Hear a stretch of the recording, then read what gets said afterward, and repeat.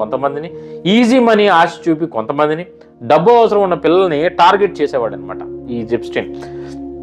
మొదటిసారి కేవలం మసాజ్ అని చెప్పేసి తీసుకుని వెళ్ళడం, లేదా మోడలింగ్ అంటే కొన్ని ఫోటో షూట్స్ అని ఇలా చేసి అమ్మాయిలు కంఫర్టబుల్గా ఫీల్ అయ్యేంత వరకు వాళ్ళని అక్కడే ఉంచి, వాళ్ళ తర్వాత ఇంకేం వెళ్ళింది బోర్డర్స్ని చెరిపేసి హద్దులు దాటి 2 లేదా 3వ విజిట్కి వాళ్ళు చేసే పనులు కానీ వాళ్ళు చేసే డిమాండ్స్ కానీ చాలా వెరైటీగా మారుతూ ఉండేవన్నమాట.